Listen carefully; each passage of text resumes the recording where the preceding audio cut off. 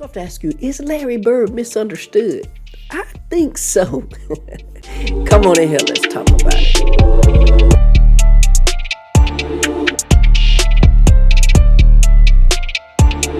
What it do, YouTube? Welcome back to the channel. While you in here, hit that like, comment, subscribe, notification bell so you can be notified every time Hertakes uploads a new video. Okay, Larry Bird subscribers, I haven't forgotten about you. And it's so crazy because I went to ChatGPT and typed in a good title for a YouTube video. And because I use ChatGPT from time to time, it knew to look for something basketball, old school basketball wise. And the title that came up was the most misunderstood NBA legend of all time, something like that. And when I read that title, I thought, that's Larry Bird. So I started looking through YouTube, like what's a good video I could react to pertaining to that. And this video that we're about to react to came up from Basketball Universe, the impossible standard Larry Bird, 84 through 86. Let's check it out and see what's up with it. If we're talking the greatest players at their peak, Larry Bird should be among the top of everyone's list. Among many reasons is for what he accomplished from 1984 to 1986. There are only a handful of players who can match what he did. The more deeply we look into those seasons, the more convinced we'll be that we'll never see anything like Larry Legend again. Here's a simplistic overview of his major accomplishments during that stretch. 2 titles in 3 straight finals appearances, back-to-back MVPs, 2 finals MVPs, 3 first-team All-NBA selections, and 1 second-team All-NBA defensive selection. In one of the most competitive eras of basketball, he was unquestionably the league's best player. Did you know that there have only been 3 players that have ever won the MVP award in 3 consecutive seasons? He's in the same company as Bill Russell and Wilt Chamberlain. It's no wonder that the Celtics won over 62 games in each of those 3 seasons. For the first 4 years of his career, he was always in the discussion of being the league's best player. But there's just something different about the level that he was playing from 1984 and onward. What exactly changed? I'm going to say this about Bird. He's so good, and to listening to that little piece right there describing his play style, I was like, dang, he's a player that you love to create on 2K, a created player, a two-way playmaking, shot creating sharpshooter. Dang. And he got all the attributes that you're looking for. He can do it. There's nothing he can't do. Good Lord of mercy. That's a lot. Level that he was playing from 1984 and onward. What exactly changed? For one, they made one important personnel move. They named K.C. Jones as the head coach. He was nowhere near the drill sergeant that Bill Fitch was. His more liberal approach allowed Larry to control the offense more than usual. Their offense was designed for him to handle the ball a lot. That opened up opportunities for him to create so many points for his team. They had the ultimate advantage that no other team had. They had a player that had the ability to play all 5 positions at the highest level. He was the best outside shooter. He had the best court vision behind Magic Johnson. And he was rebounding better than 70% of the starting centers. Frederick Waterman for UPI Sports said it best when he wrote this about Bird in '84. He's a blue-collar player with creativity. Larry Bird's every move on the court has a purpose. In a game, Bird controls the Celtics using his combined abilities of a forward, guard, and center to take advantage of situations before they exist. At 6'9", the 5-year Celtics veteran has the inside moves of a forward, the passing and outside shooting of a guard, and the position rebounding of a center. End of quote. Then K.C. Jones went as far as to say that he didn't care about his athletic ability, that he's the best all-around player that he's ever seen. The numbers that he posted in 1984 indicate how great he was in every facet of the game. He averaged 24.2 points on 49% shooting, 10.1 rebounds, 6.6 assists, and 1.8 steals per game. Out of all the talented players that were on the team, he was the one that stood out in every possession. But in the postseason, he had what many consider as his greatest individual playoff run. His numbers increased in nearly every single category. He averaged his playoff career high of 27.5 points on 52% shooting, 11 rebounds, 5.9 assists, 2.3 steals, and 1.2 blocks per game. From an analytical perspective, he posted the 5th highest value over replacement player rating and the 12th highest win shares. In every single series, he proved that there wasn't a single weakness in his game. In the first round against the Washington Bullets, the Washington Post called him the most fluid inside player. He was more than capable of scoring from the block, and his remarkable court vision allowed him to find cutters and players who were open on the perimeter. And although he wasn't a lockdown defender, his role as a free safety allowed him to come from the weak side to prevent easy buckets with a block. It should be no surprise that he averaged 2.3 blocks and 2 steals per game for the series. In the second round, they were playing against the top scorer, Bernard King. He just finished torching the Detroit Pistons in the first round. He averaged the insane stat line of 42.6 points per game on 60% shooting. Larry was going to have to go toe-to-toe with him in the scoring department, and he did exactly that. He ended up having arguably his greatest scoring series of his playoff career. He averaged 30.4 points on 59% shooting. Make no mistake about it, if he had a scorer's mentality, he could have easily won multiple scoring titles. He proved that he could score with the best of them. But the bigger the stakes, the better he played. That was proven when the series was pushed to a 7th game. He had one of his most forgotten legendary moments. He had 39 points on 54% shooting, 12 rebounds, 10 assists, and 3 steals. This is the second highest scoring total for a player that posted a triple-double in a Game 7. His numbers in the conference finals might not be eye-popping, but it was mostly due to all the attention he was receiving from the Milwaukee Bucks. And even then, Burr was able to remain effective and eliminate them in 5 games. This is what the Washington Post published in 1984. In the current playoff series against Milwaukee, Burr has attracted double and triple coverage as if he were dominant center on a mediocre team. But since Burr plays with excellent players and is about as selfish as Mahatma Gandhi, the Milwaukee defense has failed. End of quote. It was a perfect prelude to the most important final series in NBA history. It was the first time that Larry Bird and Magic Johnson faced in the finals. This is when he converted many people into Larry Bird fans for life. That was especially the case in the iconic Game 4. It was all the drama and the true bad blood that existed between these two teams. You could feel the tension and the high stakes that they were playing through. But this is the type of atmosphere that he relishes in. With the game tied with 34 seconds in overtime, he was matched up against his rival. With the world watching, he switched a fadeaway jumper to help the Celtics even the series. But he wasn't done yet. We also have the Heat game in Game 5. This is where they played under 97 degrees and without any air conditioning.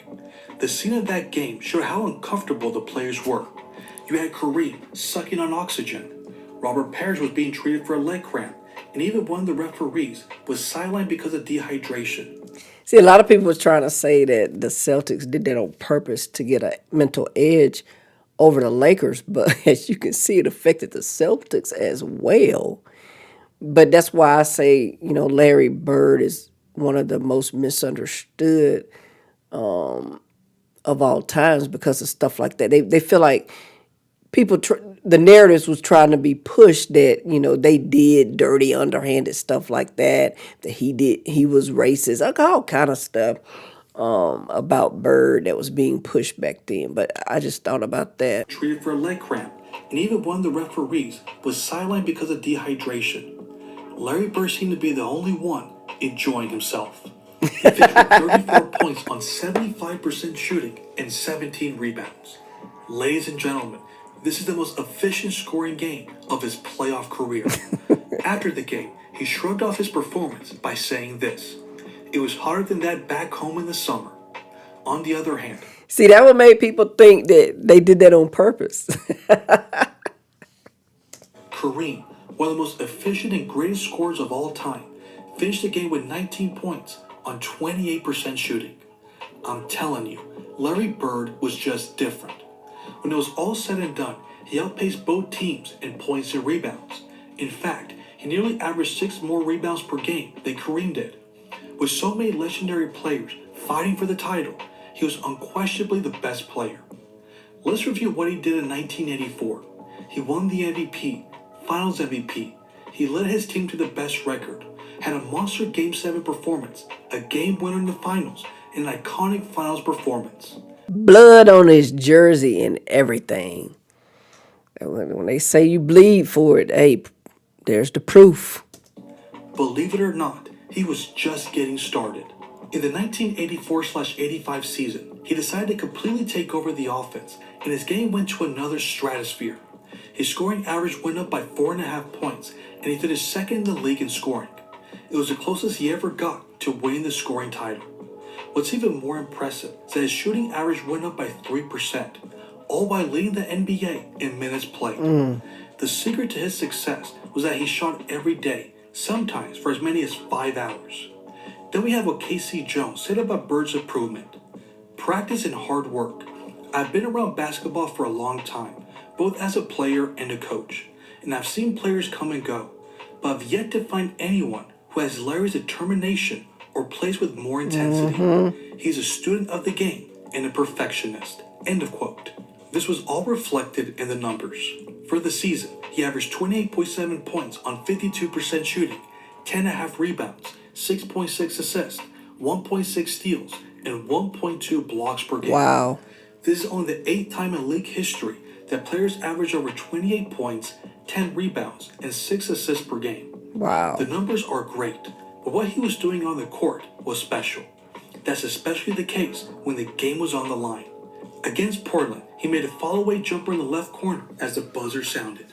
He ended that game with 48 points on 63% shooting, 14 rebounds, and 5 assists. Then we have what he did in the very next game against the Pistons. He made this jumper at the buzzer. Isaiah Thomas was so impressed that he put his arm around his shoulder as they headed towards the locker room. That's right, he had back-to-back buzzer beaters. This is exactly why he's considered one of the greatest clutch players ever. But there's nothing more impressive than his career-high performance. Against the Hawks, he had 60 points on 61% shooting, 7 rebounds, and 3 assists. He went scorching hot in the second half, but none was more memorable than when Bird tried to bait the referees to call it and one while he converted on a fadeaway three-pointer. It was one of the most memorable heat check games that we've ever seen. It was a type of performance that had people questioning if they're witnessing the greatest player ever. For example, this is what New York Knicks legend Dave DeBusschere said about his level of play. A lot of players have scored more points, been better passers and rebounders, but rarely has anyone wrapped it all up in one package like he has. And that's facts, because I was sitting here just thinking, most people, some don't, but the masses have LeBron James as the number 2 best player in the world, arguably. And that he's the best. He is the best all around player. But he don't. So is Bird. Bird is up there all around. But Bron don't surpass Bird when it comes to shooting. Bird is a better shooter than LeBron. LeBron don't have that. He's the. I don't know. Some people say, well, how can you say that when he has the most points? He's a all-time scoring leader. Yes, he's the all-time scoring leader, but his shooting percentages have never been where Larry Bird's shooting percentages are. That's all I'm saying. Even back to my 2K comment, when you're creating that player for LeBron, you're not adding sharpshooter in there for LeBron. You're just not. So, anyway, back to it. Rebounders, but rarely has anyone wrapped it all up in one package like he has. He's a great clutch player with a great attitude who leads by example. I would have no problem ranking him as the all-time best. End of quote. If this was how he was being viewed, then it's no wonder that he won a second consecutive MVP by a landslide. In the playoffs, he continued his individual dominance. The Celtics crushed the Cavaliers in the first round, with Bird averaging nearly 35 points per game on 57% shooting. His next victim was the Detroit Pistons. He didn't have one, but 2 40-point performances. In both games, he pulled down over 10 rebounds and shot over 50% from the field. If you're keeping track, he had 3 40-point performances in his first 10 playoff games. At that point, he averaged a combined 30.3 points on 48% shooting, 10.3 rebounds, and 6.1 assists per game. At this rate, he was going to have one of the greatest playoff runs the league had ever seen. But then, everything changed. It has been reported that he suffered an off-the-court injury when he allegedly threw a punch in a bar. A New York Times article mentioned that his right index finger was swollen to double the size at the first knuckle and that it couldn't bend. It was also reported in the LA Times article that he had bone chips in his right elbow, which makes it very difficult for someone to have full extension. He was dealing with 2 injuries in his shooting arm. Larry swore it wasn't a big deal, but there's no other way to explain the drop in production. In the final 2 rounds of the playoffs, he averaged 22.5 points on 43% shooting, 8.1 rebounds, and 5.5 assists. It's fair to ask if the Celtics would have won the title if they had their MVP at full strength. With him struggling, they just didn't have enough firepower to keep up with the Lakers' offensive greatness. If you know anything about this player, you knew that he was going to use this fuel to come back even stronger. He wasn't just trying to win another MVP or even the title. That wasn't going to be enough. It was a way he led the Celtics to a status that only a handful of teams could ever claim. For many people, the 1986 Boston Celtics are the greatest team to ever be assembled. They won 67 games and lost 1 time at home. Now I know what you're thinking. This is more of a team accomplishment than the efforts of an individual. There were certainly a lot of players that contributed to their overwhelming success, but there is something else that needs to be recognized. Take for instance what Bill Walton mentioned to reporters. This team's personality comes from Larry Bird. Never doubt that. End of quote. His imprint was all over this team. They took from his competitiveness and work ethic. The Celtics became arguably the greatest passing team ever because Larry's unselfishness was contagious. They played the right way because that's how their leader always played. When you see him diving on the floor for loose balls and constantly making the extra pass, you're going to want to imitate him. The Celtics' dominant season is all a part of Larry's legacy, and it says everything that we need to know about what makes him so great. Just like any other team, injuries could have derailed their season and ruined our perception of what they accomplished. For example, Bird started the season struggling because of his lingering back injury. In fact, he said to Sports Illustrated, "My back was so bad in the preseason that really, I almost counted out the whole year." You could tell it was affecting him as he averaged 23.8 points per game on 45% shooting up to the Christmas Day game. So what did he do that allowed Boston to start this season 17-3? He focused on rebounding and passing. Then Kevin McHale missed a total of 14 games. They continued their winning ways thanks to Bird's underrated post-up play. He would station himself on the block, wait for defenders to converge, and he would find open teammates. Whenever he or his team was limited, he knew exactly what adjustments to make. But it's not just the intangibles that make this season so brilliant. For example, he had a 50-point performance against the Dallas Mavericks, and he could have very easily had 2 for the year.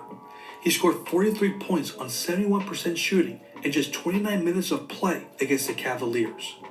Then we have the game against the Blazers, when he had 47 points on 62% shooting, 14 rebounds, 11 assists, and 2 blocks.